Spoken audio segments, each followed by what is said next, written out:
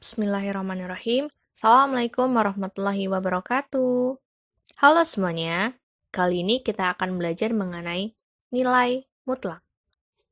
Nah, bentuk nilai mutlak bisa simbolnya gini ya, kayak apa ya, kayak garis, terus dalamnya ada fungsinya, nih, diapit oleh dua garis gini, atau gini juga bisa.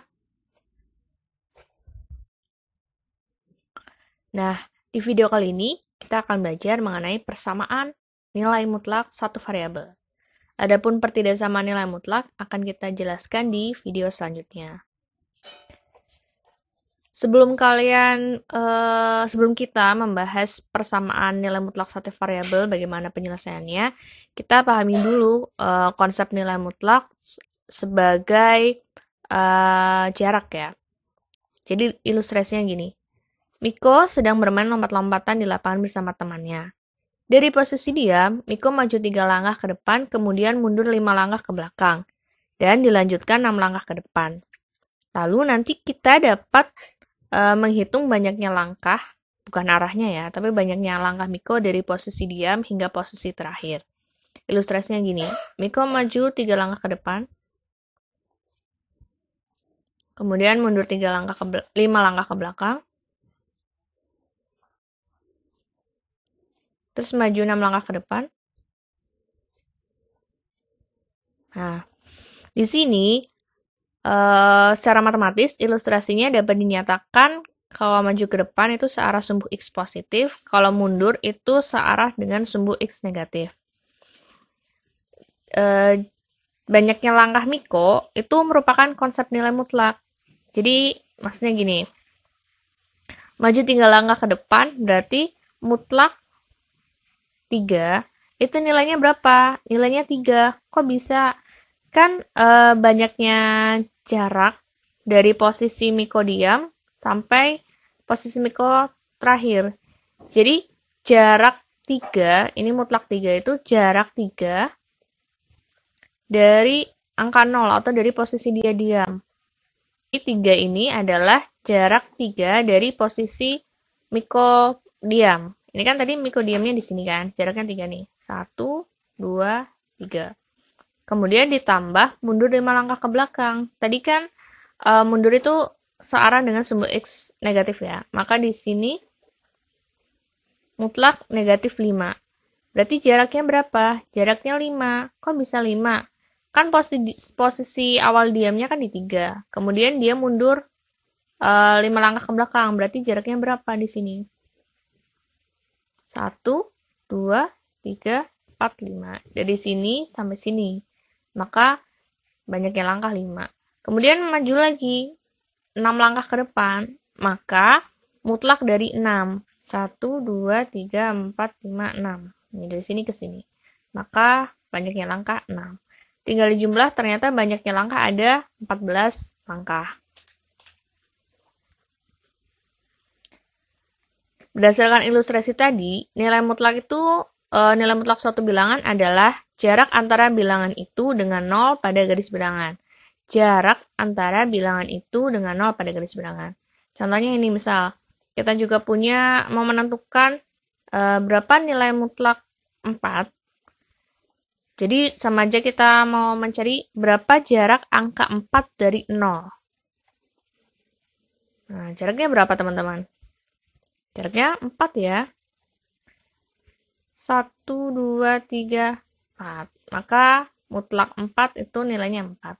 Sekarang berapakah mutlak negatif 3? Berarti berapa jarak angka negatif 3 dari 0? Nah, jaraknya berapa? Negatif 3 dari 0. Nah, berarti 1, 2, 3. Maka di sini hasilnya mutlak negatif 3 itu 3. Sekarang mutlak X sama dengan 2. Berarti sama aja berapa nilai X yang berjarak 2 dari 0. Jadi jaraknya 2 dari 0. Ke kanan dulu sama ke kiri dulu juga sama. Jaraknya harus 2 ya. Nah. Wah, ternyata dari 0 kanan itu 2, jaraknya 1, 2. ke kiri juga 2. 1, 2. Maka nilai X-nya berapa? X-nya negatif 2 atau X-nya sama dengan 2. Kayak gitu teman-teman. Nah, dari penjelasan tersebut dapat dituliskan konsep nilai mutlak sebagai berikut. Definisinya, misalkan X bilangan real, maka simbol ini, simbol kayak garis, X-nya diapit 2 garis, dibaca nilai mutlak X. Didefinisikan, jadi kalau mutlak X itu sama dengan X, jika X-nya itu lebih dari sama dengan 0, atau negatif X jika X-nya kurang dari 0. Dari definisi nilai mutlak tersebut juga dapat diperluas sehingga diperoleh definisi yang lebih luas seperti ini. Jadi kalau yang tadi kan terbatas di X, kalau yang di sini AX plus B ya. Ininya juga masih sama. Ini beberapa sifat-sifat persamaan nilai mutlak ya ini ya. Beberapa sifat-sifatnya. Mutlak negatif X itu sama dengan mutlak X sama dengan X. Terus mutlak X itu sama dengan akar X kuadrat. Nah, kalau kedua ruas kita kuadratkan, maka hasilnya jadi X kuadrat. Untuk menyelesaikan persamaan nilai mutlak, dapat menggunakan definisi nilai mutlak atau menggunakan sifat-sifat nilai mutlak. Jadi bisa pakai yang ini, bisa pakai ini, atau bisa pakai sifat-sifat dari persamaan nilai mutlak ini. Biasanya sering dipakai tuh sifat nomor 2. Nah, contohnya ini, kasus 1, kalau nilai mutlak sebelah ruas satunya konstanta, maka boleh pakai definisi, boleh pakai sifat nilai mutlak. Dan seterusnya ini bisa kalian pahami dulu. Ini latihan soalnya ya. Untuk yang nomor 1, tentukan nilai mutlak 5 dikurangi, dalamnya ada mutlak lagi, negatif 6. Nah, jadi berapa nih menurut teman-teman? Jadi berapa nih yang nomor 1 menurut teman-teman?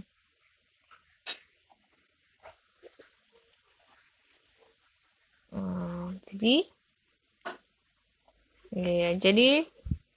mutlak 5 dikurangi 6 sama dengan mutlak negatif 1. Sama dengan 1. Yang nomor 2, mutlak negatif 2 ditambah mutlak negatif 24. Negatif 24 di mutlak ini berapa hasilnya? 24 ya. Maka diperoleh hasilnya 22. Nomor 3, nomor 4, nomor 5 kalian coba sendiri. Sekarang kita nyoba yang nomor 6. Nah, ini mutlak negatif 4 tambah mutlak negatif 3. Negatif 4 tambah 3 nih di mutlak. Hasilnya mutlak negatif 1. Yang ini hasilnya mutlak 8. Diperoleh mutlak negatif 1 atau 1 dikurangi 8. Dari sama dengan negatif 7. Untuk X sama dengan 3, tentukan nilai berikut. Ini gampang banget, tinggal kalian substitusi ke nilai mutlaknya. X-nya diganti dengan 3.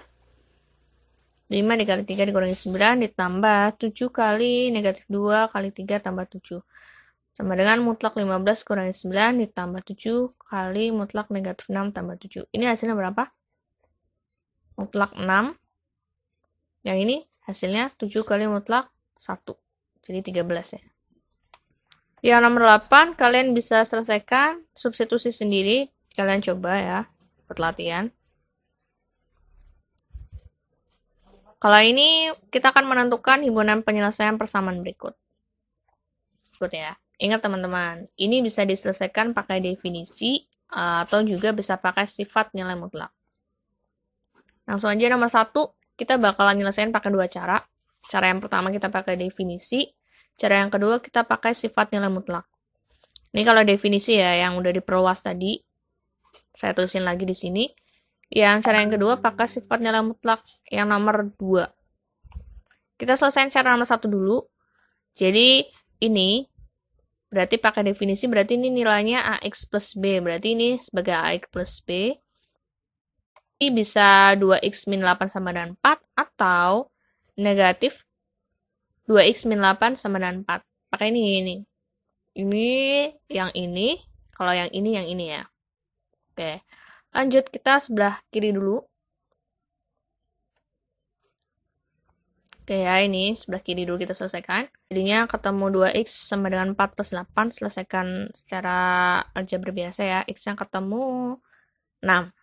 Untuk yang ruas sebelah kanan, sama langkahnya. Berarti ini dikalikan sifat distributifnya. Ketemunya jadi negatif 2x plus 8 sama dengan 4. Negatif 2x sama dengan 4 dikurangi 8 ya. Ketemulah x-nya 2. Sekarang kita bandingkan dengan sifat nilai mutlak. Cara yang kedua ya. Ini kita kuadratkan kedua ruas. Ya. Nah, ingat teman-teman, kalau nilai mutlak dikuadratkan, hasilnya pasti yang di dalam nilai mutlak yang dikuadratkan. Ini kan x, maka hasilnya x kuadrat. Nah, berarti gini ya. Nah, kok ini bisa jadi negatif 4? Ini pindah ruas ke kiri aja. Jadi, dikurangi 4x kuadrat. Ini pakai sifat ini tadi. Terus ini, kok bisa jadi gini? Ya, kita pakai ingat ini. Bentuk A kuadrat min B kuadrat bisa difaktorkan jadi A min B kali A plus B. Lah, bentuk ini sama dengan 0 ya. Ini kurang sama dengan 0. Kita tulis nih sama dengan 0. 0 ya. Oke. Nah, jadi yang ini lanjutkan. Oke, ulangi. Jadi, kalau ini tinggal dioperasikan biasa aja, 2x min 12. Nah, di sini pasti ketemu nilai x-nya berarti 6 atau x-nya sama dengan 2. Sama ya teman-teman, antara cara yang pertama sama cara yang kedua. Maka himpunan penyelesaiannya kita tuliskan dari yang kecil dulu, 2,6. Paham teman-teman? Mudah-mudahan paham ya. Nomor 2, caranya juga sama. Oh, ini masih ada. Oke, yang nomor 2 juga masih sama ya. Nomor 2 ini pakai definisi, juga pakai cara yang kedua. Nah, bedanya di sini ada kayak gini bentuknya.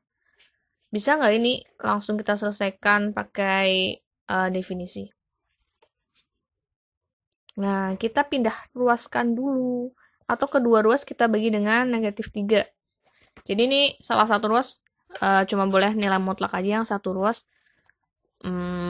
konstantan gitu ya. Dipindah ruas jadinya ketemunya 2 ya. Nih, teman-teman.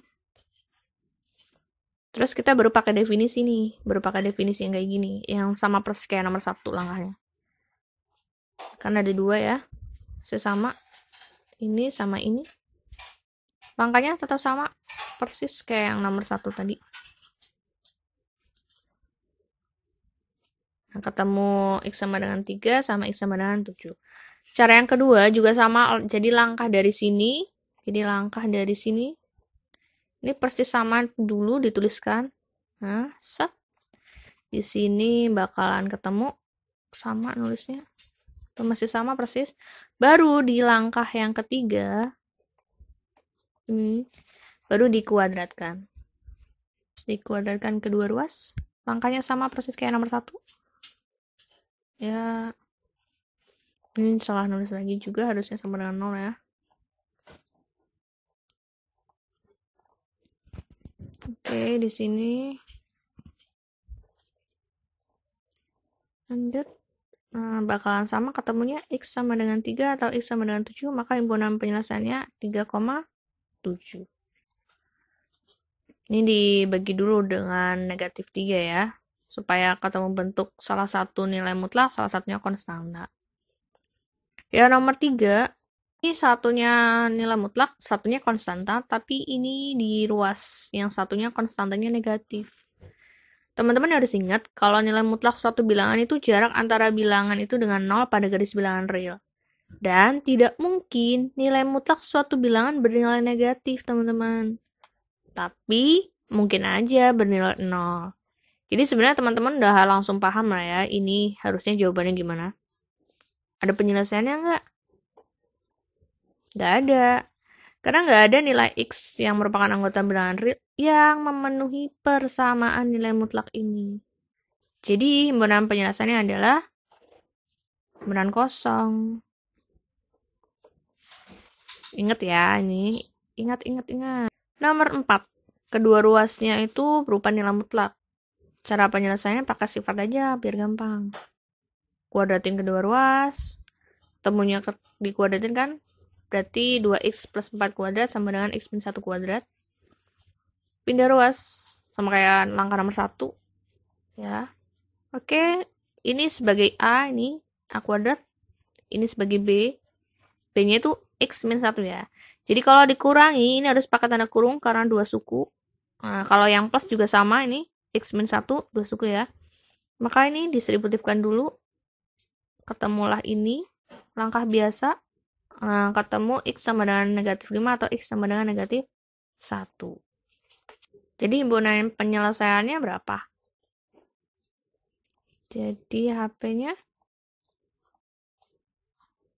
sama dengan negatif 5, negatif 1 ya teman-teman. Oke ya, lanjut. Untuk nomor 5, ini satu ruasnya nilai mutlak, satunya itu bukan nilai mutlak ya. Di fungsi x min 3. Ini kalian bisa lihat di cara penyelesaian persamaan nilai mutlak di slide sebelumnya. Yang di slide sebelumnya tuh berarti yang ini depan lah ya. Nah, saya tulisin aja di sini. Kita mau pakai dua cara. Nah, cara yang pertama yang jika satu ruasnya nilai mutlak, tapi ruas kanan itu berupa fungsi. Maka cara pengerjaannya kita kuadratkan kedua ruas. Tapi hati-hati teman-teman. Di sini kalau kalian udah nemuin x, misalkan kita sebut x1, itu penyelesaian yang udah kalian temukan, kalian harus uji. Nilai fungsi g x1-nya itu harus lebih dari sama dengan 0. Kita kuadratkan kedua ruas. Hasilnya gini. Sama langkah-langkahnya kayak biasa. Ketemu x-nya negatif 7 atau x-nya sama dengan min 1/3. Nah ini nih. Itu yang x1. Maka kita harus uji. Ke gx1-nya harus lebih dari sama dengan 0. Gx1. Gx-nya kan ini. X min 3. Substitusikan. Ternyata negatif 10. Berarti nggak memenuhi ya. Karena harusnya kan hasilnya lebih dari 0. Untuk x sama dengan min 1/3 juga sama. Tidak memenuhi. Jadi, tidak ada nilai x yang memenuhi persamaan. Atau himpunan penyelesaiannya adalah himpunan kosong. Cara yang pertama. Cara yang kedua. Kita pakai definisi nih teman-teman. Agak rumit kalau yang nomor 2 ini. Tapi nggak apa-apa kita bahas aja. Biar kalian paham dan tahu. Ini kan masih sama ya definisi nilai mutlak kayak gini. Ini menghalangi. Kita close. Ini masih sama kayak yang tadi. Terus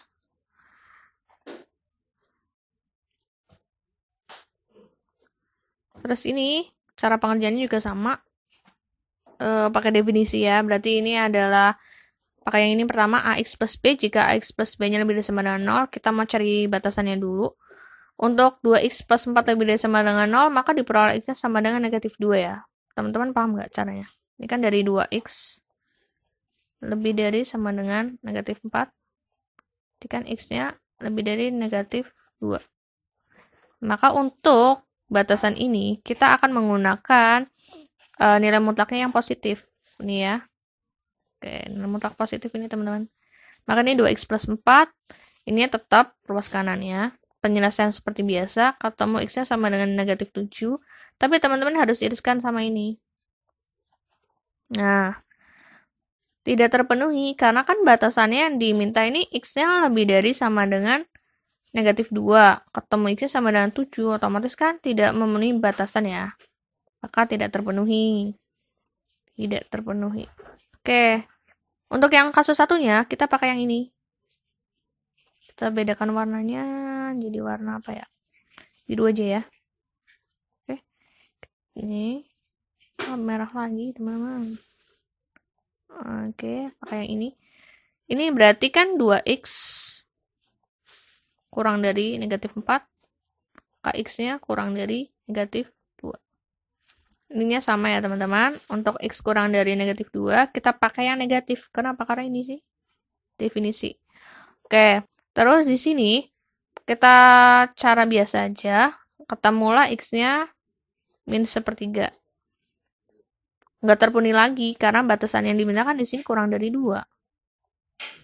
Ini nilainya berapa? Kisaran negatif 0,3 ya. Nah, ini lebih besar dari negatif 2, berarti tidak memenuhi. Nah, maksudnya ini tuh apa? Ini AX plus B lebih dari 0, X-nya lebih dari min B per A tuh ini. Nah, untuk yang ini, nah, ini ya, teman-teman nanti baca lagi. Jadi, nggak ada nilai X yang memenuhi persamaan atau himpunan penyelesaian himpunan kosong. Sama persis ya, kayak langkah yang sebelumnya. Kan? Sama? Oke. Oke, teman-teman, sampai sini dulu. Terima kasih untuk waktunya udah mau nyempetin nonton videonya. Semoga bisa bermanfaat buat kalian. Kalau kalian punya kritik, pertanyaan, dan saran, silahkan tinggalkan di kolom komentar. Terima kasih. Wassalamualaikum warahmatullahi wabarakatuh. Sampai ketemu lagi, teman-teman.